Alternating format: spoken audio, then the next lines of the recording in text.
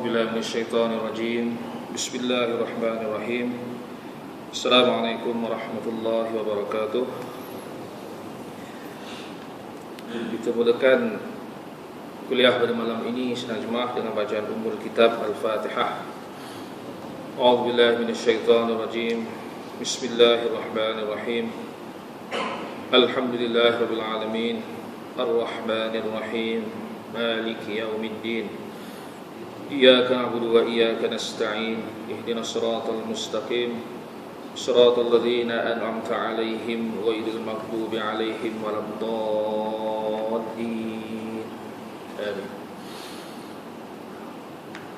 الحمد لله رب العالمين. نوينا التعلم والتعليم والتذكر والتذكير والنفع والانتفاع والإفادة والاستفادة والحث على التمسك بكتاب الله وسنة رسوله والدعاء إلى الهدى والدلالة على الخير ابتغاء وجه الله ومرضاته وقربه وثوابه سبحانه وتعالى.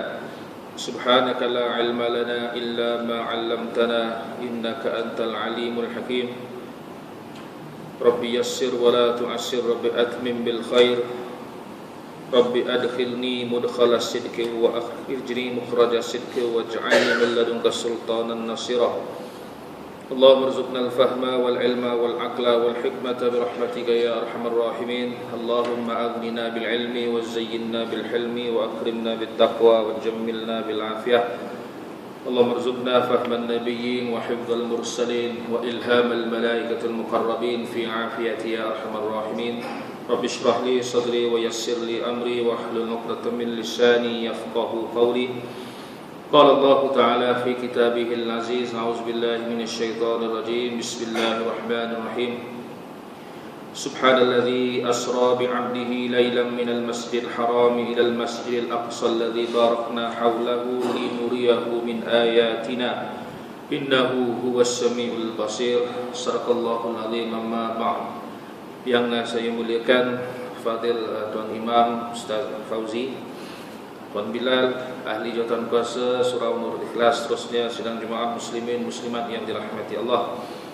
Alhamdulillah, bersyukur kita kehadrat Allah Subhanahu wa taala pada malam Minggu yang berbahagia ini dapat kita bersama-sama berhimpun setelah kita bersama-sama tadi menunaikan solat fardu maghrib berjamaah. Kita susuli dengan sedikit perkongsian ataupun santapan rohani kita sidang Jumaat sementara kita menunggu waktu solat fardu isyak, yang mana pada malam ini saya diamanahkan khususnya Tuan Haji Sujak sendiri untuk menyampaikan tazkirah berkenaan dengan peristiwa Isra' dan Mi'raj, yang mana saya yakin ceramah khas telah pun ada berkenaan dengan itu, tetapi tidak menjadi satu permasalahan bagi kita sidang Jumaat untuk mengingat semula dengan apa yang berlaku walaupun peristiwa itu telah berlaku pada bulan yang sebelumnya.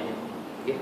Umpama kata kalau di Johor, saya ambil contoh Maulidul Rasul Rabiul Awal, 12 Rabiul Awal, tetapi disambut selepas 3-4 bulan lepas Rabiul Awal. Okay. Di Johor lah, sebab saya asal Johor, dah lepas 4 bulan masih lagi menyambut Rabiul Awal sebab mengingati Nabi. Bahkan negara kita juga seringkali juga mengingat melakukan atau melaksanakan perhimpunan cinta Allah dan Rasul, melalui program qasidah dan sebagainya, termasuklah yang berlaku saya ingat hujung tahun lepas di dataran Merdeka.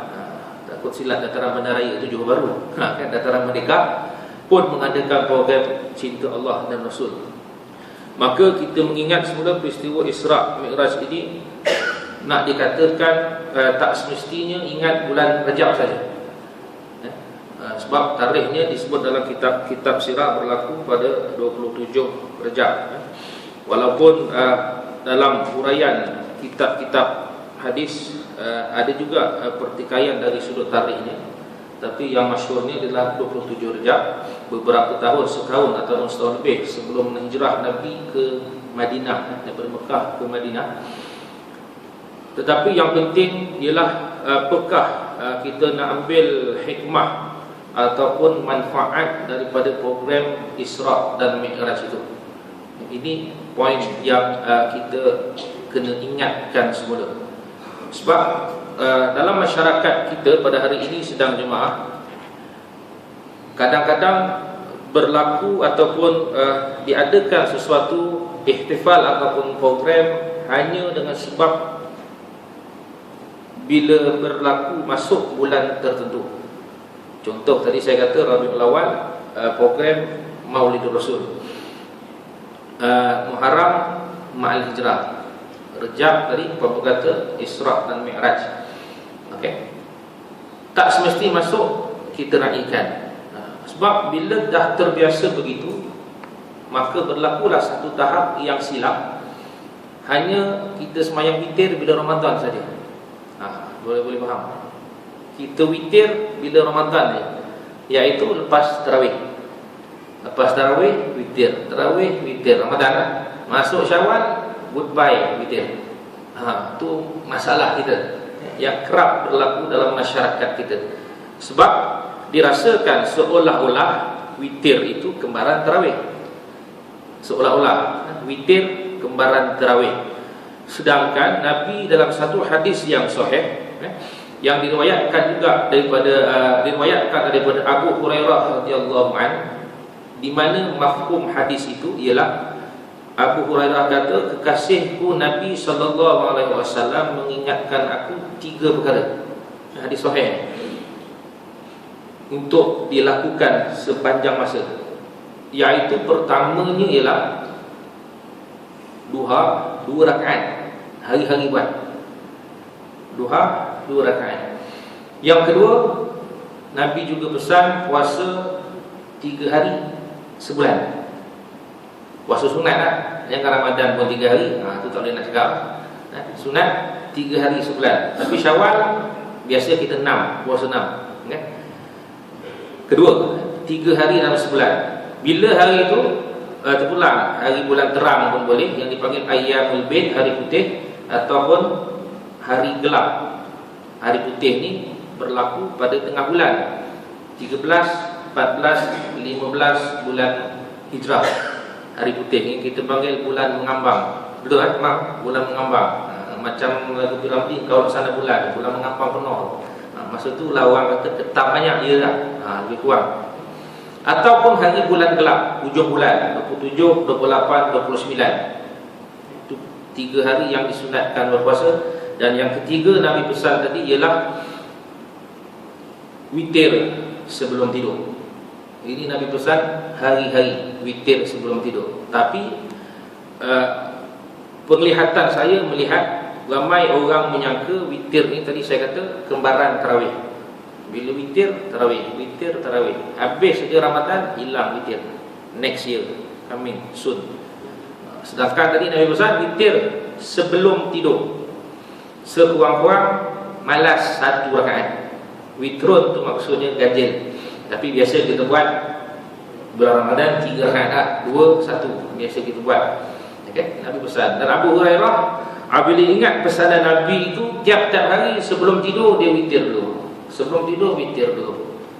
Tapi ialah orang komen pula, macam mana nak tahajud? Kan dah witir kan penutup segala sembahyang sunat. Benda ni berlaku bila nak masuk Ramadan, dia pening. Salah pun pening, nak mulai tu pening. Nak witir ke tak nak? Sebab tu kalau kita perasan kadang-kadang habis dia tarawih nak witir, ramai lagi ke belakang balik. Jangkaannya kononnya nak mulai malam. Agak-agak mulai lah malam tu tahajud. Agak-agak lah. Kan sendiri tahu lah jawapannya. Seolah-olah imam tarawih tu tak bangun malam. Seolah-olah maknanya dia tu lagi hebat bangun malam daripada imam. Itu masalahnya dari sudut logiknya. Sebab salah faham tadi tentang witir yang dirasakan buat di penghujung malam sebelum subuh.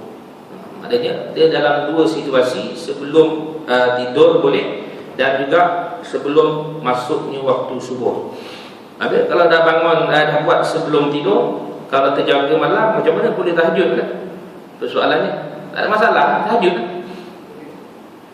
Tak nak tahajud ke, taubat ke, apa boleh nak buat, tasbih ke, tak ada masalah buat. Tinggalnya sebelum subuh tu tak payahlah witir lagi. Pasal dah witir sebelum tidur. Tapi kalau rajin sangat nak witir juga, boleh tak? Boleh, tak ada masalah. Tapi pastikan jumlah tu witir juga, ganjil. Kata malam tadi dah buat 1 rakaat sebelum tidur. Maknanya nak buat juga rajin sangat sebelum subuh, buat 2 rakaat. Biar satu malam tadi totalnya 3. Jangan buat 1 juga. Jadi 2. Tu maknanya dari sudut kaedah sajalah. Maknanya tak ada masalah untuk kita buat. Sebab apa tadi? Silap faham mungkin berlaku dalam masyarakat kita pada hari ini, menyangka iaitu witir itu hanya berlaku pada bulan Ramadan sahaja. Sedangkan Nabi pesan tadi dalam hadis sahih, ia disunatkan dilakukan pada setiap malam sebelum tidur.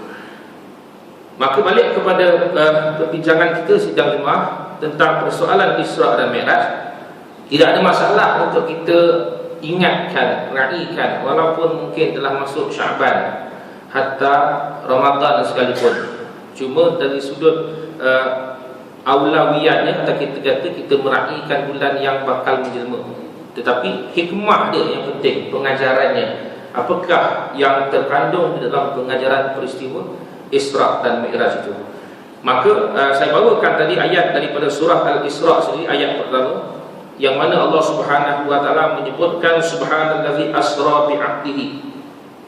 Maha suci Allah yang telah menggerakkan ataupun yang telah memperjalankan hamba-Nya lailan minal masjidil haram, pada waktu malam daripada Masjidil Haram ilal Masjidil Aqsa, ke Masjidil Aqsa. Masjidil Haram di Mekah ke Masjidil Aqsa di Palestin, okey.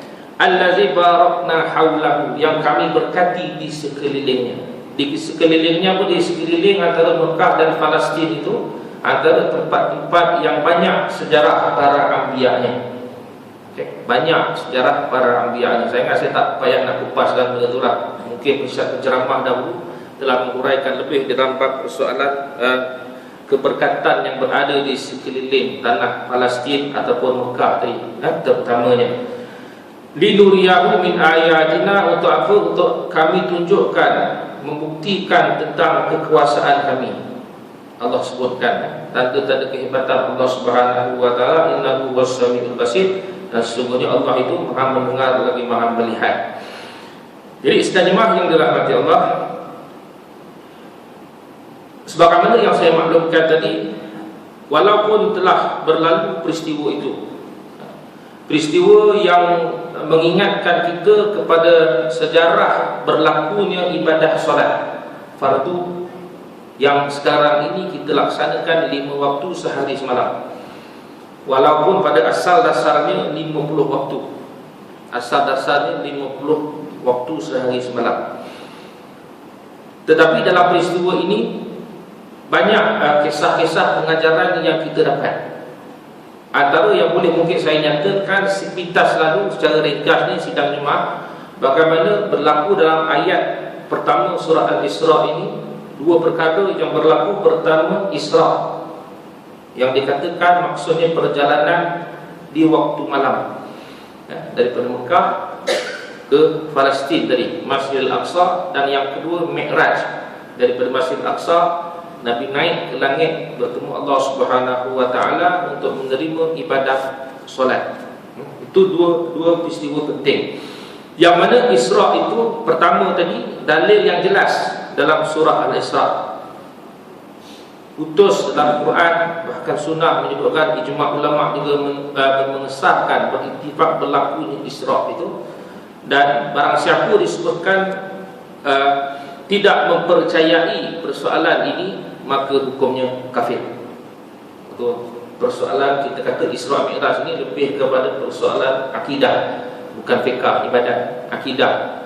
Sebab perjalanan yang jauh itu dikatakan kalau menaiki unta atau kedai itu 4 minggu ataupun mungkin ke 6 minggu, sebulan lebih. Perjalanan yang jauh dari sudut yang logiknya mustahil berlaku sekejap.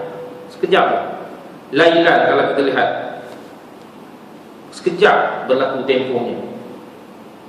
Mekah Palestin naik ke langit, turun balik semula ke Mekah. Tempoh yang sekejap. Menurut logik akalnya, mustahil boleh berlaku peristiwa itu. Yang implikasinya sidang jemaah ialah Nabi ditertawakan oleh golongan-golongan kafir Quraisy Mekah ketika menyampaikan maklumat yang tersebut. Majoriti orang-orang kafir Quraisy sedang jemaah ketawakan Nabi, dan orang yang mentertawakan perihal ini membawa cerita itu kepada Sayyidina Abu Bakar As-Siddiq dengan harapan moga-moga Abu Bakar pun ketawa, tapi berlaku sebaliknya, percaya pula. Sayyidina Abu Bakar kata apa? Siapakah yang menceritakan perkara ini, perihal ini? Rasulullah Muhammad. Kalau Muhammad yang cerita, memang aku percaya. Bahkan kata itu, lebih dari itu pun aku percaya.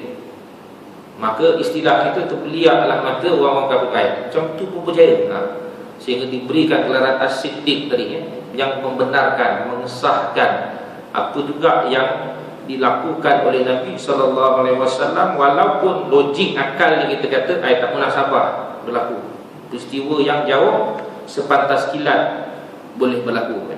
Itu yang dia katakan. Adapun yang kedua sejarahnya, Mi'raj daripada Palestin naik ke langit itu, ringkasnya saya nak katakan, ayat Quran tak adalah sebut Mi'raj. Isra' tadi ada. Mi'raj ni banyak disebutkan dalam hadis-hadis ahad yang menceritakan tentang peristiwa Mi'raj itu, naik bertemu Allah Subhanahu wa taala, dan perselisihan ulama berlaku sampai ke tidak Nabi ke Arasy. Perselisihan berlaku di situ. Maknanya kalau sampai ke tidak itu kita tak nak bincangkan. Persoalan yang penting ialah amanah solat yang Allah berikan kepada Nabi SAW untuk kita praktiskan, amalkan sampai lah ni sekarang ni kita buat 5 waktu sehari semalam. Maka disebutkan siapa pula tak percaya kepada Mi'raj tadi, kalau tadi kafir, Mi'raj ini fasik. Sebab ada hadis-hadis yang menyatakan tentang berlakunya peristiwa Mi'raj itu. Okey, itu sepintas lalu sebagai mukadimah. Belum start lagi. Kita sampai insya' insya-Allah. Baik. Sidang jemaah yang dirahmati Allah, kalau kita balik semula dalam ayat Subhanallazi, Maha Suci Allah. Gambaran yang jelas menunjukkan kehebatan, kekuasaan Allah Subhanahu wa taala yang boleh melakukan sesuatu perkara itu walaupun dari sudut logik tadi saya katakan tak boleh berlaku. Maha Suci Allah, hebat kekuasaan Allah tadi kan. Subhanallazi asra, yang memperjalankan hamba, asra bi'abdihi, yang memperjalankan hambanya. Disebutkan di dalam kitab, kenapa dipakai hambanya? Tidak disebut kita selain daripada hamba, orang ke, ataupun kita kata mukmin ke, soleh ke, dan sebagainya. Disebutkan dalam kitab, bila sebutkan kepada hambanya, lumrahnya dia kata hamba ini dia tidak melakukan maksiat kepada tuannya, ataupun tidak derhaka kepada tuan hamba. Banyaklah dalam sejarah-sejarah hamba yang dimiliki hamba-hamba itu biasanya dia tidak derhaka, tak lawan kepada tuan. Dan bila sebut hamba juga, sidang jemaah merujukkan kepada yang berlaku itu adalah persoalan roh dan jasad baginda. Ini ittifaq ulama menyebutkan roh dan jasad. Maknanya bukan roh saja. Bila sebut roh saja, jasad di satu tempat, macam mimpi lah kalau roh saja. Tapi ini bukan mimpi, tapi reality yang berlaku. Sebab itu dikatakan sebagai roh dan jasad abdihi. Wasful ubudiyah akhassul awsaf wa ashrafuha. Dia kata mensifatkan sifat kehambaan itu akhassul awsaf, lebih khusus sifatnya dan lebih mulia kedudukannya. Itu sifat bila cerita tentang hamba itu. Hamba maknanya dia orang yang kita kata makhluk yang cukup taat kepada tuannya tadi. Sebab tu kata subhanallazi asra bi'abdihi, maknanya Allah yang menggerakkan, memperjalankan Nabi baginda jasad dan roh sekali, bukan roh saja. Sebab kalau kita bercerita roh saja, dia seperti mimpi yang kita boleh percayalah kalau mimpi. Umpama kata malam tadi kita mimpi, malam tadi aku tidur mimpi pergi London. Ada orang nak petikai, tak petikai lah, memang percaya mimpi. Tapi dia kata malam tadi aku pergi London, lepas tu aku pergi Mekah, lepas tu aku pergi Palestin, aku balik malam tadi juga. Orang pening. Betul orang semua malam tadi berlaku sekejap, terbang ke, itu pelik. Sebab realiti tadi tak sama. Tapi berbeza dengan Nabi, sebab yang menggerakkan dia siapa? Adalah Allah Subhanahu wa ta'ala yang menggerakkan. Asra tadi bi'abdihi, yang menggerakkan atas subhanallazi, kesucian, kesempurnaan sifat Allah Subhanahu wa ta'ala. Kemudian disebutkan lailan, malam. Persoalannya kenapa berlaku malam? Sebab Allah nak jadikan malam berlaku Isra dan Mi'raj. Sebab kalau berlaku siang pun kita tanya pula kenapa pula siang? Susah juga, sama. Pergi balik pun sama. Malam, Allah nak jadikan malam lah berlaku Isra dan Mi'raj itu. Okay? Dan biasanya dikatakan malam itu lailan. Kalau kita perhatikan dalam ayat disebutkan keadaannya lailan. Kalau kita belajar bahasa Arab, dia kata isim nakirah, betul? Nakirah ni tidak ada alif lam. Kenapa tak disebutkan al-laila? Contohlah, subhanallazi asra bi 'abdihi al-laila, tapi disebutkan lailan. Maksudnya dari segi dalam bahasa Arab, kalau kita belajar nakirah, isim nakirah, makna memaksudkan dia waktunya taklil, sekejap, sedikit waktunya, singkat. Berlakunya Isra Mi'raj itu sekejap saja, dalam masa yang cukup singkat. Sebab itu dia katakan lailan. Barakna haulahu, tadi saya katakan bahawa banyak yang Allah sebutkan yang kami berkati sekelilingnya. Sebab di sekeliling dua tempat ini sedang jemaah banyak berlaku peristiwa-peristiwa kenabian. Termasuklah peristiwa Ashabul Kahfi pun berlaku di kawasan antara keduanya. Banyak juga nabi-nabi yang lahir di kalangan Bani Israel pun berada di antara dua negara tadi, antara Mekah dan juga Palestin. Dan juga banyak para wali dan orang-orang saleh yang terdapat di antara dua negara tadi. Sebab tu Allah sebutkan allazi barakna haulahu liduriyahu min ayatina, untuk Allah tunjukkan kekuasaannya. Baik, itu secara ringkasnya peristiwa Isra dan Mi'raj itu. Maka apa yang saya ingin nyatakan sedang jemaah, apakah sebenarnya hikmah ataupun pembelajaran ataupun pengajaran yang utama yang kita nak sebutkan berlaku di dalam peristiwa Isra dan Mi'raj ini? Mana yang pertama, jelas kita lihat di mana Allah bertemu Nabi SAW itu secara direct memberikan satu amanah yang sangat penting kepada kita, iaitu tentang kefarduan solat. Sebab itu peristiwa Isra dan Mi'raj ini sedang jemaah dia berhubung kait dengan akidah. Di mana kalau kita lihat persoalan akidah itu dari sudut definisi dia ada dua. Yang pertama, Nabi sebut dalam satu hadis sahih yang disebut juga dalam kitab hadis 40, al-iman an tu'mina billah wa malaikatihi wa kutubihi wa rusuli wal yaumil akhir wa tu'mina bil qadari khairihi wa syarri. Satu hadis sahih. Hadis kedua dalam kitab hadis 40, boleh rujuk. Dari satu sudut lain, akidah itu, iman itu yang disepakati oleh ulama-ulama hadis dan fiqh mendefinisikan dia ada padanya tiga elemen penting. Okay? Iaitu pertamanya disebut at-tasdiqu bil qalbi wal iqraru bil lisan wal amalu bil arkan. Ini takrif iman akidah yang disepakati ulama hadis dan fiqh, termasuk imam kita mazhab Syafi'i, Imam Syafi'i. Juga guru Imam Syafi'i, Imam Malik bersepakat menyatakan tentang definisi iman ataupun akidah itu.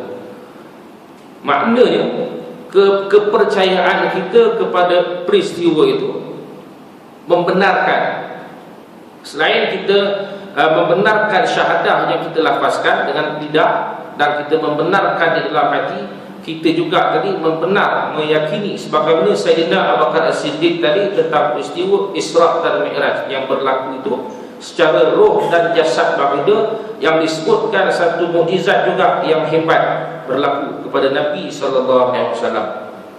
Satu mukjizat yang cukup hebat berlaku dalam keadaan Nabi sedar, Nabi terjaga, bukan kita katakan tadi fantasi ataupun mimpi. Maka hikmahnya tadi yang saya sebut, persoalan yang dikatakan diberikan amanah solat, poinnya sidang jemaah ialah solat. Solat yang banyak hadis-hadis Nabi diceritakan tentang keperluan kemestian kita menjaga sembahyang itu. Sehingga satu tahap Nabi kata awwalu ma yuhasabu bihil 'abd yaumal qiyamah as-salat. Perkara pertama yang dihitung, awwalu ma yuhasabu bihil 'abd, seorang hamba itu perkara pertama yang dihitung bila bangkit daripada mahsyar ialah ditanya sembahyang. Kalau sembahyangnya okey, insya-Allah yang lain pun pasti okey. Tetapi kalau sembahyang terbalik, KO lah. Yang lain tu macam mana? Tu susah nak cakap. Kalau sembahyang KO. Kalau okey, yang lain okey. Tapi kalau KO tu yang problem. Persoalan yang tadi kita kata iman, kepentingan kita menjaga solat, hikmah yang saya nak ceritakan tadi. Mukjizat yang terbesar juga berlaku kepada Nabi SAW. Maka Nabi juga sebut dalam satu hadis yang lain, as-salatu imaduddin, faman aqamaha faqad aqamaddin, wa man tarakaha faqad hadamaddin. Barang siapa yang mendirikan solat, maka dia mendirikan agama, dan barang siapa meninggalkan solat, dia meruntuhkan agama. Persoalan yang dewasa ini ramai di kalangan kita yang tidak mengambil berat tentang persoalan solat, khasnya solat 5 waktu lah, sehari semalam. Sebab itu yang sedang jemaah, dalam kitab Al-Kabair karangan Imam Az-Zahabi disebutkan 70 dosa-dosa besar. Kitab Al-Kabair 70 dosa-dosa besar. Saya tak nak sebutlah 70. Saya nak sebut top 4 je. 4 ranking pertama dalam kitab Al-Kabair itu. Yang pertama, dosa paling besar ialah confirm semua orang tahu, syirik, menyekutukan Allah, menduakan Allah. Itu masuk neraka, tak keluar balik lah, kekal selama-lamanya, syirik. Yang kedua disebutkan ialah dosa membunuh manusia. Bunuh nyamuk tak masuk lah, bunuh manusia. Okey, dosa besar. Yang ketiga, ketiga ni biasa juga orang Melayu buat. Kalau dalam pepatah disebut ibarat awu dengan tebing, agak-agak apa? Orang Melayu dan Pomoh tak boleh dipisahkan, ibarat awu dan tebing, iaitu sihir. Yang ketiga, sikit-sikit sihir, sikit-sikit sihir, tak puas hati sihir. Orang Melayu lah, boleh setuju, ibarat awu dengan tebing, macam barang. Biasa je lah berlaku, terutama di kampung. Di bandar pun ada juga kebiasaan di kampung lah, kita kata sihir. Dan yang keempat yang persoalan, ini pun selalu juga kita buat, yang kita rasa dosanya tak besar tapi rupanya besar. Top 4 agak-agak apa? Ini yang kita bincangkan, iaitu solat. Meninggalkan solat fardu 5 waktu sehari semalam. Rasa besar tak kalau nak sembahyang? Tak rasa susah kan? Sebab apa tak rasa susah? Sebab tak pukul orang, tak ganggu orang sebenarnya. Aku bukan yang kacau engkau nak kata dosa besar, contoh lah kita kata. Tapi persoalan itu dengan Allah, dengan Tuhan Rabbul Jalil, perintah yang kita diarahkan buat tapi kita tak buat, rupa-rupanya dosa besar yang kita rasa macam tak besar. Ini tadi saya kata, saya sering mengingatkan diri saya juga untuk tidak melakukan dosa meninggalkan solat. Sebabnya sedang jemaah, kalau kita lihat dalam sejarah Sayyidina Umar Al-Khattab radhiyallahu anhu, bagaimana ketika dilantik menjadi khalifah, Sayyidina Umar ini dia menghantar satu surat kepada semua orang-orang jagaan dia. Kalau kita istilahkan khalifah ni Perdana Menteri lah, Sayyidina Umar. Dia hantar surat kepada semua menteri-menteri besar tentang ingatan menjaga amanah solat. Dia hantar kepada gubernur. Nasihat, antara ayat dia, nasihat aku kepada kamu ialah yang paling utama tentang penjagaan amanah solat. Kalau dijaga amanah solat itu, pasti amanah lain turut dijaga. Tetapi kalau sebaliknya yang lain, maka senang kata bahasa kita, pincang berlaku. Kenapa dia tak ingatkan tentang penjagaan duit? Kenapa dia tak ingatkan tentang penjagaan harta benda dan sebagainya, kita kata?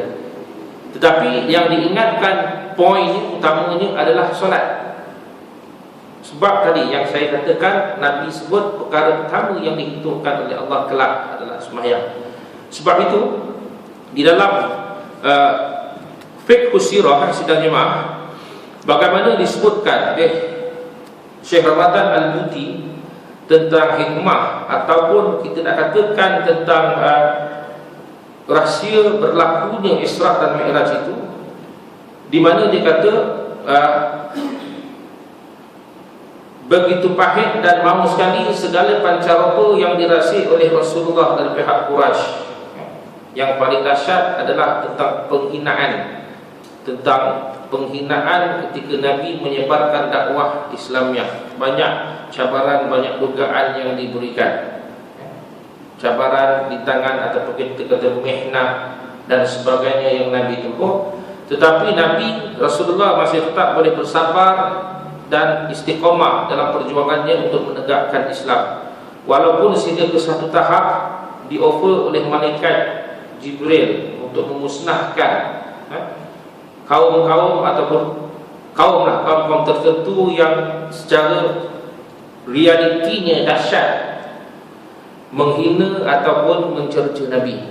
Tetapi Nabi masih lagi mempertahankan kaum-kaum seperti itu dengan menyatakan mereka ini tidak mengetahui, dan moga-moga Allah memberikan hidayah kepada mereka. Ini satu tahap yang saya rasa kita mungkin sukar untuk menghadapi satu cabaran yang sebegitu hebat. Sebab itu antara lain di dalam bab tauhid, kalau kita lihat, Nabi Muhammad ini termasuk di kalangan 5 Nabi yang mencapai taraf ulul azmi. Sebab dari sudut kesabaran, ketabahan, kecekalannya sangat tinggi keadaan yang Nabi perolehi, berbanding dengan kita yang mungkin kita menghadapi juga mihnah-mihnah ataupun ujian, tetapi ujian itu mungkin kita tak nak kata tak sehebat yang ditimpa kepada Nabi SAW. Maka kalau kita balik kepada apa yang kita bincangkan sidang jemaah tentang persoalan Isra' dan Mi'raj ini, bagaimana keperluan kita dalam melaksanakan ibadah solat. Saya teringat satu hadis Nabi sebutkan, Iza aradallahu bi'abdin istamala. Nabi sebut, apabila Allah menghendaki seseorang hamba itu, istamala, Allah akan mempergunakan hamba itu. Maka para sahabat yang mendengar ucapan Nabi itu berkata, kaifastamala ya Rasulullah, bagaimanakah hamba itu digunakan wahai Rasulullah?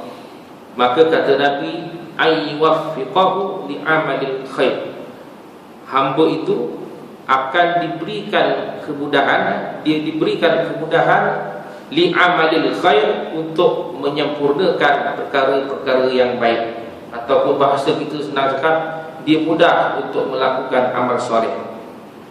Maka bila kita merasakan diri kita ini sedang jemaah, banyak kita guna pakai kepada persoalan amal soleh, maka sebenarnya Allah telah menggunakan kita dengan sebaiknya. Maksudnya kita fikir, contoh semalam lah kita fikir sedang jemaah, daripada semalam kita bangun tidur sampai malam tadi kita nak tidur, kita rasa banyak tak amal khair ataupun amal soleh yang kita buat daripada kita bangun tidur semalam sampai kita nak tidur malam tadi, ataupun daripada kita bangun tidur pagi tadi sampai kita sekarang ni, kita menunggang balik, banyak tak amal khair yang kita buat, ataupun banyak amal syuk pula, balik pula. Maksudnya, kalau kita rasa mudah untuk kita diberi dorongan oleh Allah melakukan amal kebaikan, maka kita telah sepatutnya rasa bersyukur atas kurniaan itu. Saya ambil satu contoh sidang jemaah, bagaimana berlaku kepada seorang tabi'in, yang bernama Muhammad bin Sirin.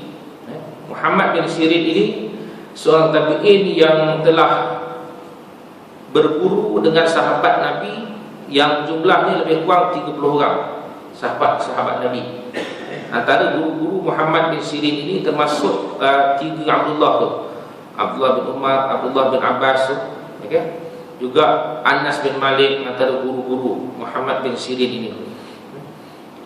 Saya nak kata bagaimana Allah menggunakan Muhammad bin Sirin ini kepada amal khair, iaitu kehidupannya banyak diberikan dorongan dan panduan oleh Allah Subhanahu wa taala, dan antara kehebatannya ialah mentafsir mimpi. Muhammad bin Sirin ini antara kehebatannya mentafsir mimpi. Dia lahir di zaman pemerintahan Sayyidina Utsman bin Affan, Muhammad bin Sirin. Dan antara orang yang pernah ditafsirkan mimpinya ialah saya bagi satu contoh, iaitu Imam Malik, guru Imam Syafi'i. Imam Malik ini sedang jemaah, satu ketika dia bermimpi, dan dalam mimpinya itu dia bertemu dengan malaikat maut. Tuan-tuan mimpi jumpa malaikat maut? Usah mimpi, kalau boleh bayang pun tak nak jumpa. Jumpa malaikat maut, tuan-tuan. Mimpi jumpa agung pun kita tak nak kalau boleh. Hutang. Ini jumpa malaikat maut, Imam Malik. Pasal dah jumpa malaikat maut, Imam Malik pun tanya, bilakah hari kematian aku? Jumpa malaikat maut, dia tanya. Maka malaikat maut jawab apa? Dia tunjuk 5. Tak jawab lah, tunjuk 5. Lepas tu habis mimpi tu. Maka kalau kita pening juga, apa maksud 5? 5 minit ke? Sekejap lagi ke? 5 hari ke? 5 minggu ke? 5 tahun? 5 bulan contoh. Peninglah bahasa kita. Imam Malik ini jumpa tadi Muhammad bin Sirin, sedang jemaah jumpa Muhammad bin Sirin, maka diceritakan apa yang dimimpikan itu. Maka atas kealiman yang dimiliki, ilmu yang diberikan oleh Allah Subhanahu wa taala, Muhammad bin Sirin ini menyatakan bahawa 5 yang dimaksudkan malaikat maut itu ialah menunjukkan 5 ayat terakhir di dalam surah Luqman. 5 ayat terakhir di dalam surah Luqman. Sedang jemaah boleh tunjuk surah Luqman, di mana ayat yang paling akhir sekali Allah sebut, wa ma tadri nafsun bi ayyi ardin tamut, wa ma tadri nafsun maza taksibu ghadan, wa ma tadri nafsun bi ayyi ardin tamut. Maksudnya kamu tak mengetahui apa yang kamu nak buat pada hari esok. Kita tahu kita nak buat apa esok tak? Kita boleh rancang. Esok ada kedua kahwin nak pergi. Contohlah esok sembahyang zuhur nak pergi Masjid Mutakin, contohlah. Tapi tak tahu lagi berlaku. Kita boleh rancang. Itu ayat yang Allah sebut. Dan wa ma tadri nafsun bi ayyi ardin tamut. Bila kena cerita malaikat maut tadi, dan kamu juga tak tahu di mana tempat kamu mati. Di mana tempat kamu mati. Itu persoalan diingatkan. Maksudnya apa sedang jemaah? Balik kepada amal khair tadi, kita nak kaitkan bahawa penggunaan Allah kepada kita itu banyak tak kepada kebaikan. Kalau kita mudah untuk melakukan kebaikan, umpama kata contoh lunch hour, kita mudah nak sembahyang zuhur berjemaah walaupun waktu singkat 1 jam dengan makan dan sebagainya, maknanya kita buat baik. Sebab ada orang sejam tu dia makan penuh habis. Makan plus borak plus bongkok sejam. Habis dah sejam, masuk balik pejabat. Bila dia sembahyang, pukul 4. Itu pun kalau sembahyang. Kalau tak sembahyang, tak sembahyang. Di pejabat saya banyak alam tu, terutama perempuan. Perempuan lagi kena macam mana. Di pejabat saya macam tu pula. Di pejabat tuan-tuan saya tak tahu lah, mungkin dia lelaki pula. Waktu rehat memang betul-betul dia rehat. Makan, borak-borak, tidur pun ada. Dia sembahyang zuhur pukul 4. Kita dah siap-siap pergi asar, mungkin 5 minit 10 minit lagi nak asar, dia baru terhegi-hegi sembahyang. Muka selamba, kadang peduli juga. Kak dah masuk asar ke? Padahal sembahyang zuhur. Bukan kita tak tahu. Saja pergi esok buat lagi. Tu dia tak sedar diri tu, susah nak cakap. Ini persoalan tadi saya kata sembahyang yang Nabi dapat amanah. Bayangkan sedang jemaah antara hikmah tadi berlaku. Bila Nabi turun daripada langit bertemu Allah, ditahan oleh Nabi Musa alaihi salam dengan tanyanya, pertanyaannya, apakah yang Allah berikan kepada kau? Sembahyang 50 waktu sehari semalam. Nabi Musa kata apa? Naik balik ya Muhammad, minta kurang sembahyang tu, banyak sangat tu, kata Nabi Musa. Sebab Aku dah cuba dah umat-umat sebelum engkau, yang mana umat aku lagi kuat daripada umat engkau, mereka tak mampu nak buat 50 tu. Naiklah minta kurang. Nabi naik. Itu macam-macam cerita lah. Ada kata naik tu dapat kurang 10, ada naik tu dapat kurang 5. Kalau kurang 5 tu 9 kali naik, 9 kali 5 45. Sampai dah tinggal 5 pun turun jumpa Nabi Musa. Nabi Musa suruh naik lagi minta kurang. Kalau naik lagi minta kurang, dah tinggal apa? Tapi ada juga orang-orang kita kata, apsalah Nabi tak naik minta kurang lagi, dah tinggal 5. Kan senang tak payah semayang. Ada juga. Ni jenis bangsa kita nak kata jenis apa nak cakap, susah juga nak cakap. Dan jenis mulut lupa ke, jenis tak termalu ke. Kalau Nabi naik tinggal 5 kan senang tak payah semayang. Tu susah pun. Lagi malam sedang jemaah, satu kes berlaku. Seorang imam, imam kerajaan lah bahasa kita. Dia jawatan dia imam kerajaan. Bila pencen dia daripada jadi imam, alhamdulillah lega. Tak payah ke masjid lagi. Ada ke? Imam seolah-olah bila pencen tu tak payah semayang, seolah-olah. Itu mulut imam tu. Kalau mulut makmum tak tahu lah. Mulut Bilal tak tahu lah. Alhamdulillah pencen lega, tak payah lah pergi semayang. Tak payah pergi semayang, macam tak payah semayang je. Ayat tu keluar. Ini jenis tadi yang saya kata, kita nak compare balik, adakah itu termasuk dalam kategori kita kata amal khair tadi yang Allah menggunakan kita tadi. Sebab itulah sedang jemaah, bila saya suka nak menekankan dalam hikmah Isra dan Mi'raj ini, ialah untuk kita, kewajipan kita menjaga ibadah solat. Kewajipan kita menjaga ibadah solat. Sebab saya tak nak uraikan panjang sangat peristiwa itu. Secara sepintas lalu tadi saya dah ceritakan. Sebab saya yakin penceramah dulu telah menceritakan lebih detail persoalannya. Tapi saya lebih nak fokuskan sedang jemaah dalam keadaan kita sekarang ini. Kalau hadis tadi yang saya nak kaitkan, amal khair tadi, apa yang suka saya ingatkan ialah, terutama kita yang lelaki ni sedang jemaah, yang dalam keluarga dipanggil sebagai suami, dalam keluarga dipanggil sebagai suami, ialah pada pengamatan saya cukup mudah untuk suami atau ayah ini membawa keluarganya, isteri dan anak-anaknya ke tempat, bahasanya senang cakap shopping lah, senang. Nak pergi Sogo, nak pergi apa nama tempat orang kaya, pavilion, nak pergi Cameron ke, nak pergi Genting ke, senang lah. Untuk suami tadi bawa, tak ada masalah. Bawa isteri, bawa anak-anak.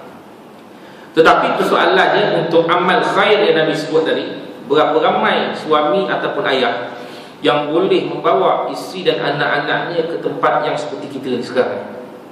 Persoalannya, maksudnya kerap membawa keluarga ke surau, ke masjid, ataupun kita kata program-program ilmiah yang banyak berada. Kalau di tempat kita di Lembah Kelang ni banyak sangat berada, sama ada maghrib ataupun subuh hari cuti. Berapa ramai yang boleh bawa. Sedangkan dalam pengamatan saya, apabila saya pergi bergerak, misal kata contoh untuk kuliah subuh, pergi kuliah subuh, kena awal daripada subuh lah. Bahkan perjalanan itu makan masa katakan setengah jam. Dalam perjalanan itu seringkali saya ternampak dua golongan sedang jemaah. Yang pertamanya golongan orang yang jogging, dah ada dah pagi tu, pukul 5 lebih. Rasa-rasa orang apa yang jogging? Orang Islam tu bukan Islam. Biasa ni bukan Islam yang saya nampak. Sebab apa? Amoy-amoy ke suara pendek. Dalam hati tak sejuk ke apa amoy ni? Suara pendek jogging. Yelah, orang kafir bukan pergi nak sembahyang, tak ada masalah lah. Yang kedua golongan yang saya nampak pagi-pagi itu juga ialah golongan peniaga. Sedang jemaah peniaga. Pukul 5 tu dah gerak lah, dah buka warung lah, dah buka warung, dah standby lah, untuk menjalankan perniagaan dia. Persoalan kadang-kadang bermain ni ramai orang Islam. Memang ramai orang Islam. Bukan kata ramai, memang semua yang saya nampak orang Islam. Persoalannya tadi balik ialah, adakah mereka ini melaksanakan ibadah solat subuh? Itu je persoalannya. Pagi-pagi dia dah keluar, buka gerai, buka warung, bentang meja untuk susun makanan yang nak dijual. Sedangkan waktu tu belum subuh lagi lah, kalau kita nak kata. Tapi yang kita sering kali kita ingat hadis-hadis Nabi, antara yang Nabi kata ialah semayang subuh berjemaah itu kehebatannya seolah-olah dibangun sepanjang malam. Betul kan? Bangun sepanjang malam. Sepanjang malam tu maksudnya macam malam ni kita tak tidur, kita mulai full daripada isyak sampai subuh, seolah-olah tak tidur, bangun sepanjang malam tu. Kalau isyak berjemaah seolah-olah separuh malam, mana ada juga tidur tapi bangun. Tapi subuh berjemaah bangun sepanjang malam. Pertama, adakah dia tunaikan ataupun tidak? Atau sebelum fardu subuh itu, iaitu semayang sunat subuh, itu pun besar juga yang Nabi sebut, raka'atal fajri khairan minad dunya wa ma fiha. 2 rakaat sunat subuh, sunat fajar itu lebih baik daripada dunia dan isi-isi dunia. Itu lagi hebat. Dunia bukan kata dunia, dan isi-isi dunia. Dunia isi-isinya banyak. Senang cakap, skim cepat kaya kan? Nabi sebut skim cepat kaya. Tapi kita tak tangkap skim tu. Sebab apa kita tak tangkap? Sebab tak nampak hasilnya. Yang kata dunia dan isi-isi dunia kita tak tangkap. Sebab tu kita abaikan persoalan tadi, okay? Dan alangkah baiknya kalau sempat mereka bertahajud, alangkah baik. Ataupun akhiri malam itu dengan witir yang Nabi sebutkan tadi. Itu yang paling baik. Tapi ini yang tadi saya kata, berapa ramai ketua keluarga, ayah, suami tadi boleh membawa, memandu keluarganya pergi ke tempat-tempat yang disebutkan tadi, yang diberkati Allah, yang dijamin membawa keberkatan pada penghujungnya. Sehingga Allah kata, ya ayyuhallazina amanu qu anfusakum wa ahlikum nar. Wahai orang-orang yang beriman, peliharalah diri kamu dan ahli keluarga kamu daripada api neraka. Ahli keluarga itu sedang 5 poinnya. Sebab kita banyak memberikan ahli keluarga kita dengan perkara yang senang cakap, enjoy tadi lah, shopping dan sebagainya. Tapi persoalan solat, satu amanah yang Nabi terima direct daripada Allah, yang kita rasa seolah-olah macam satu perkara yang tak penting, seolah-olah. Sedangkan tadi Imam Az-Zahabi dah sebut termasuk dalam kategori dosa-dosa besar meninggalkan solat fardu. Justru bagaimanakah tindakan kita dalam menghadapi persoalan solat ini? Maka sebab itu Nabi Musa tadi satu tahap dia kata, naiklah lagi wahai Muhammad, minta kurang. Nabi pun ada perasaan malu. Cukuplah ini Nabi Musa 5. Sebab walaupun tinggal 5 kata Muhammad, kata Nabi, kata Rasulullah, walaupun buat 5 tapi sama seperti buat 50, iaitu satu waktu solat mendapat 10 tadi kebajikan, kebaikan. Atau dikiaskan satu amal kebaikan, amal soleh kita buat dapat 10 ganjarannya. Satu amal kebaikan kita buat dapat 10 amal kebajikannya, dikatakan 50. Walaupun 5, Nabi Musa tetap 50 juga, seolah-olah gambarannya. Cukuplah, ini amanah yang Allah berikan. Nabi terima dengan bahasa kita cakap hati terbuka, senang. Dan selepas itulah difardukan kepada kita tentang persoalan solat 5 waktu sehari semalam. Maka sidang jemaah yang dirahmati Allah, apabila kita berbicara tentang solat, satu ibadat yang termaktub di dalam hukum Islam, jelas diletakkan ranking kedua selepas syahadat. Mengucap kalimah syahadat, yang kedua solat 5 waktu sehari semalam, diletakkan dalam ranking yang kedua. Perkara yang kita kena jaga dengan sebaik mungkin. Sebab itu saya selalu ingatkan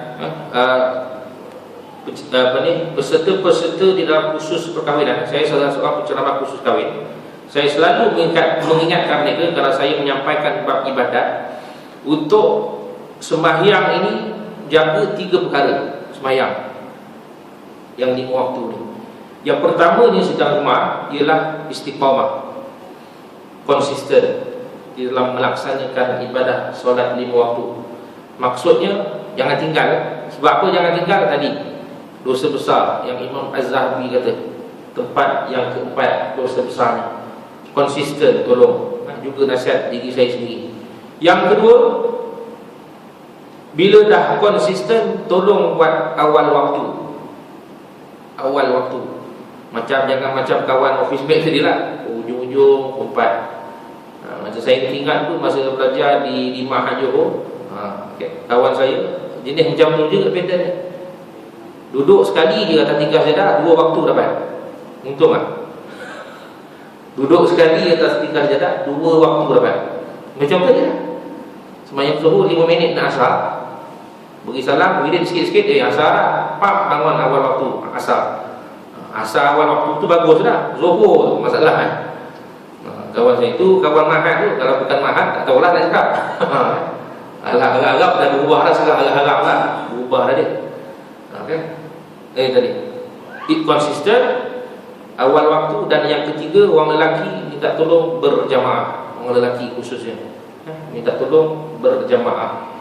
Sebab dalam satu kitab fiqh dikarang oleh guru saya, ada kitab tu banyak dijual di pasaran tentang solat berjamaah. Buku tu berkulit tebal, ditahqiqkan oleh Mufti Wilayah Persekutuan Dr. Zulkifli Al-Bakri. Dr. Zulkifli Al-Bakri juga Mufti Johor kalau saya tak silap.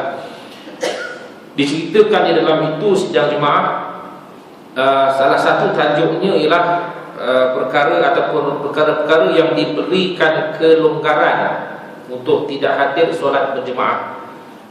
Ada satu tajuk itu dan dibagi kepada 2, umum dan khusus. Umum saja ada 2 sebab yang boleh meninggalkan jemaah.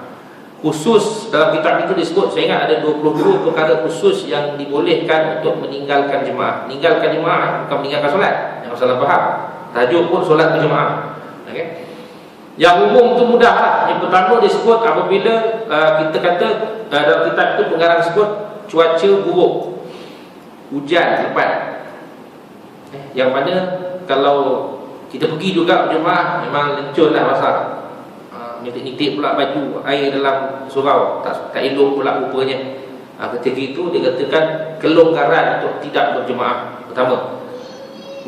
Adapun yang kedua dikatakan rentetan daripada hujan ialah jalan becak ataupun berlumpur ataupun licin. Yang mana kalau kita pergi juga berjemaah ialah berpayung, bimbang kalau pakaian itu kotor terkena najis. Satu tahap pengarang sebut diberikan rukhsah, keringanan secara umum untuk tidak hadir berjemaah. Tapi ialah kalau di Kuala Lumpur tu kita lihat di flat-flat terutamanya flat PPR ataupun apartmen ataupun kondominium yang banyak terdapat di Kuala Lumpur, kebanyakannya surau mereka agak-agak kat mana? Kat bumbung ke kat bawah? Kat bumbung pelik pula kan, kat bawah kan. Biasanya lah, sama ada kat ground floor ataupun mungkin dalam aras keji ataupun tingkat 1, tingkat 2, lebih kurang begitu. Maknanya kita nak kata sebab umum tu senang cakap tak berlaku dah. Tak ada menempuh hujan, tak ada menempuh jalan becak, lumpur dan sebagainya. Sebab apa? Turun lift dia. G, tekan G, buka, pak sampai surau. Apa nak tempuh hujan? Becak lagi tak ada. Tak pergi juga.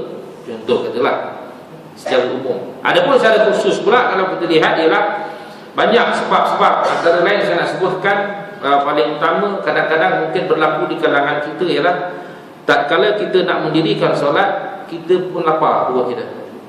Pertama balik kerja sampai katalah dekat maghrib 7 suku, 7.20. Time pula rumah pula sediakan makanan, bang makan. Masa itulah dengar berkumandang niasan. Rumah pula depan surau. Makan pening tu, nak makan ke nak sembahyang? Nak makan ke nak sembahyang? Macam mana Ji? Nak makan ke nak sembahyang? Orang rumah bang makan, perut memang lapar ni. Azan pun masa sama berkumandang. Tu pening ni sekejap. Maka dalam kitab tadi sidang jemaah disebutkan ketika itu elok afdalnya makan. Ada hadis dia, antaranya sahabat Nabi sallallahu alaihi wasallam, sahabat Nabi berlaku, saya ingat Abdullah bin Umar, ketika itu azan dan dimakan. Tu azan dimakan, maknanya dimakan dulu. Sebab hujannya ketika itu lapar. Sebab ni sidang jemaah kalau kita semayang juga, bukan kata salah, tak salah pun semayang. Dibimbangi dalam sembahyang itu Allahu Akbar, nampak makanan bini masak tadi. Tadi nampak tom yam tadi tu. Adik ikan bakar pula, letih. Dia mula hilang fokus dalam semayang tu. Lagi malam kalau air liur meledih tu. Tu lagi malam. Air semayang, air liur meledih. Rupanya fokus hilang. Tiba-tiba tengok dah rukuk dah imam. Kita Fatihah tak baca lagi. Letih lah masa tu. Tu tadi antara yang dibincangkan dalam banyaklah sebab-sebab kelonggaran yang diberikan untuk tidak hadir berjemaah. Maka balik kepada keadaan tadi sidang jemaah. Keperluan tadi yang saya katakan untuk memantapkan iman kita konsisten awal waktu berjamaah yang wajib. Dan yang kedua dalam amalan untuk memperkuatkan iman ialah saya sentuh semayang juga memperbanyakkan amal-amal sunat. Memperbanyakkan amal-amal sunat. Kalau tadi semayang fardu konsisten, maknanya berapa rakaat satu hari wajib fardu. Berapa rakaat satu hari, ingat? Kalau baru nak kira tak benar tu. Jawapan dia 17 rakaat. Satu hari 17 rakaat fardu. Maka cuba kita wajibkan diri kita semayang sunat juga 17 rakaat. Boleh tak agak-agak? Boleh di start malam ni. Macam tak ada harapan. Tak sempat start malam ni, esok ya. Kalau nak start esok start 17 rakaat sunat. Kita pun banyak tu 17. Fardu pun nak macam nak buat tak buat aja, sunat lagi lah. Sebenarnya kalau kita nak kembangkan 17 tu sikit. Kita ambil senang sembahyang sunat dalam mazhab Syafi'i yang kita kata sunat muakkad, yang ba'diyah qabliyah tu sedang jemaah. Mazhab Syafi'i dia ada 10 rakaat. 2 rakaat sebelum subuh, 2 rakaat sebelum zuhur, 2 rakaat selepas zuhur, 2 rakaat selepas maghrib tadi, dan 2 rakaat kejap lagi selepas isyak. Itu 10 dah. Tinggal 7. 7 lagi buat apa? Tadi hadis sahih tadi yang Abu Hurairah kata, kekasihku Nabi berpesan 2 rakaat duha pagi. Tinggal 5. Lagi 5. Ni kadang malam tidur pokok nyamuk gigit terjaga, buang air terjaga, tahajud 2 rakaat, tinggal 3. Lepas tahajud buatlah taubat 2. Lagi tinggal 1. Tadi witir Nabi sebut dalam hadis sahih sebelum tidur paling malas 1 rakaat. Dah lah 1 rakaat duduk pula tu semayang, baju pun tak pakai. Boleh. Sepeda jangan cakap lah. Tak apalah, janji tutup aurat. Duduk pun tak ada masalah, semayang sunat. Walaupun sengaja, okey lah, daripada tak buat langsung. Daripada tak buat langsung. Cukup tak 17 rakaat. Tu tak masuk tarawih lagi. Kalau Ramadan lagi plus 20, banyak tu. Berapa? 37. Kalau buat 20 lah. Kalau buat 8 plus 8. Kalau buat 2 plus 2. Kalau tak buat tak payahlah pelan. Memang teruk lah kalau tak buat. Kalau witir 3 rakaat, tadi kita kira 1. Kalau 3, nak cakap sedang jemaah, kita sebenarnya boleh buat sunat 1 hari lebih daripada 17 rakaat sebenarnya. Dan sekarang ini kita kena memaksa diri kita untuk buat yang sunat. Sebab apa kena paksa? Sebab dalam satu hadis disebutkan, hadis kursi dalam kitab hadis 40 pun ada. Hadis kursi, bagaimana satu tahap sedang jemaah kita ini nak mendapat taraf wali. Tahu wali? Wali Allah, bukan wali nikah. Wali nikah semua orang kat sini boleh kot. Wali Allah, maksudnya kekasih Allah. Nak mencapai wali Allah itu, antara dia tadi saya dah sebut dah, konsisten yang fardu. Hadis kursi, saya lupa hadis yang keberapa. Yang kedua, disebutkan untuk menambah amalan sunat. Saya mana sunat tadi saya cerita 1 juga semayang je. Tadi 17 rakaat untuk mencapai keadaan sebagai kekasih Allah. Kalau kita boleh buat, insya-Allah tak ada masalah untuk mencapai tahap wali Allah. Cumanya tadi itulah perlaksanaan tentang solat ini kadang-kadang satu perkara yang nak dijaga cukup susah. Dan sebagai kesimpulan saya, aku 9. Sebagai kesimpulan, Saya teringat satu persoalan yang diberikan oleh seseorang kepada Syekh Mutawalli Asy-Sya'rawi. Kenal Syekh Mutawalli Asy-Sya'rawi? Kenal? Macam tak kenal ya. Siti Nurhalizah kenal?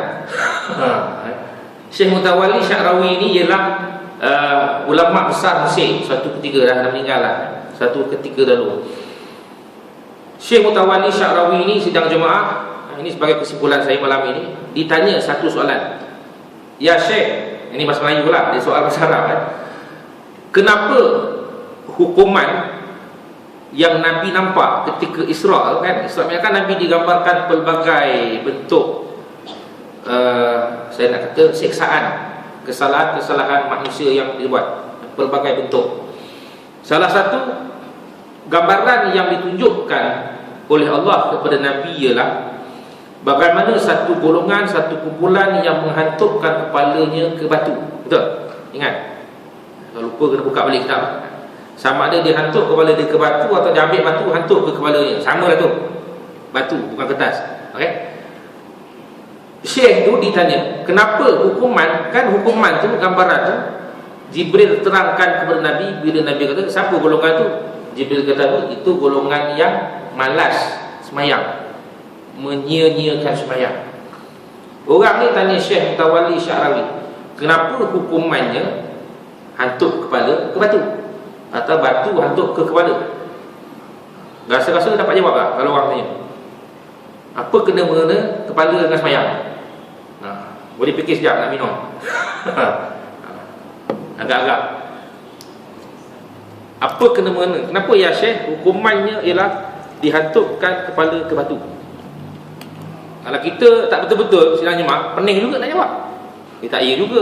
Apa pula? Apa kena mengenai dengan kepala? Bismillah.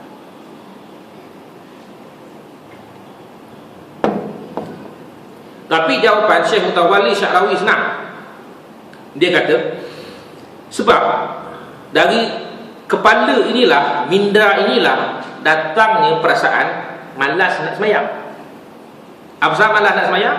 Sebab minda, akal kita yang ada di kepala ni akan berkata kepada kita, alah semayang, bukan boleh kaya pun.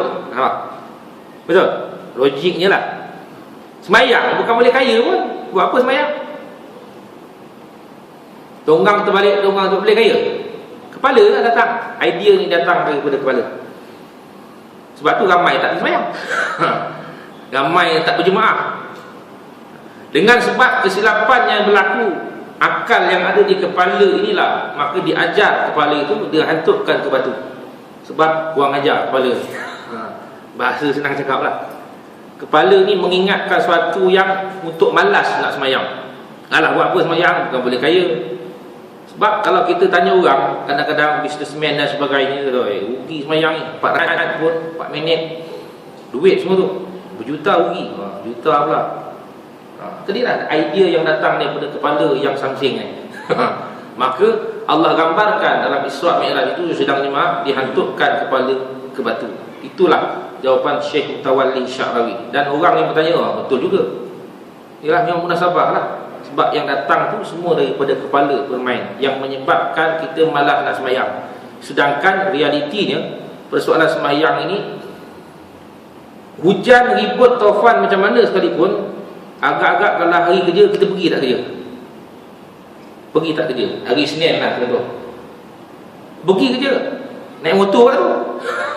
Hujan ni naik motor. Sebab mengejar punch-card sebelum pukul 8. Sebab mengejar punch-card sebelum pukul 8. Tapi tak hujan, tak ribut, tak taufan pun, surau bawah rumah je, pergi tak semayang? Itu soalannya tadi, sedang rumah. Idea yang datang daripada kepala yang disebutkan tadi, gambaran dalam Isra' Mi'raj yang dijawab oleh Syekh Mutawalli Asy-Sya'rawi, kepala ini perlu diajar kerana kurang ajarnya dia masa hidup di dunia, tidak mahu untuk menunaikan solat, terutamanya 5 waktu sehari semalam. Jadi sedang jemaah yang dirahmati Allah, jam saya tepat pukul 9. Tak tahulah kena ke tidak dengan tajuk Isra' Mi'raj ni. Tapi sepintas lalu, apa yang ingin saya kongsikan bersama-sama juga untuk ingatan saya pada malam ini sedang jemaah ialah keperluan kita, penghayatan kita tentang penjagaan solat fardu 5 waktu sehari semalam itu perlulah dijaga dengan sebaik mungkin. Sebab itulah penentu di masa kita yang akan datang sidang Jumaat, sebagaimana yang Nabi sebutkan tadi, al-awwalu ma yuhasabu bihil 'abd as-salat. Perkara pertama yang akan dihitung, ditanya oleh Allah Subhanahu wa taala ialah persoalan solat, bukan zakat, haji dan sebagainya. Justru sidang Jumaat, marilah sama-sama kita mengingatkan diri kita tentang persoalan solat ini, menjaga diri kita dan keluarga kita, anak isteri kita dan kaum kerabat kita agar prihatin terhadap pelaksanaan solat, dan sebaik-baiknya tadi saya katakan istiqamah awal waktu dan berjamaah. Jadi sidang Jumaat, setakat ini perkongsian saya, mudah-mudahan dapat manfaat daripadanya. Aku qauli hadza wa astaghfirullahal azim li wa lakum. Assalamualaikum warahmatullahi wabarakatuh. Al-Fatihah. A'udzubillahi minasyaitonir rajim. Bismillahirrahmanirrahim. Alhamdulillahirabbil alamin. Ar-Rahmanir Rahim. Maliki yaumiddin. Iyyaka na'budu wa iyyaka nasta'in. Ihdinas siratal mustaqim. Shiratal ladzina an'amta 'alaihim ghairil maghdubi 'alaihim waladdallin. A'udzubillahi minasyaitonir rajim. Bismillahirrahmanirrahim. Alhamdulillahirabbil alamin. Wassalatu wassalamu ala Rasulillah wa ala alihi washabbihi ajmain. Allahumma arhamna bil Qur'an waj'alhu lana imaman wa nuran wa hudan wa rahmah. Allahumma dzakkirna minhu ma nasina wa 'allimna minhu ma jahilna warzuqna tilawatahu ana al-laili wa atraf an-nahar waj'alhu lana hujjatan ya rabbal alamin. Allahumma ij'al jam'ana hadza jam'an marhuma wa tafarruqana min ba'dihi tafarruqan ma'suma. Wa sallallahu ala sayyidina Muhammad wa ala alihi washabihi wasallam. Alhamdulillahirabbil alamin. Subhanakallahumma wa bihamdika asyhadu an la ilaha illa anta astaghfiruka wa atubu ilaik. Bismillahirrahmanirrahim. Wal 'ashr innal insana lafi khusr illa alladhina amanu wa 'amilus shalihat wa tawassaw bil haqq wa tawassaw bis sabr. Sekian sekali lagi, wassalamualaikum warahmatullahi wabarakatuh. Wallahu a'lam.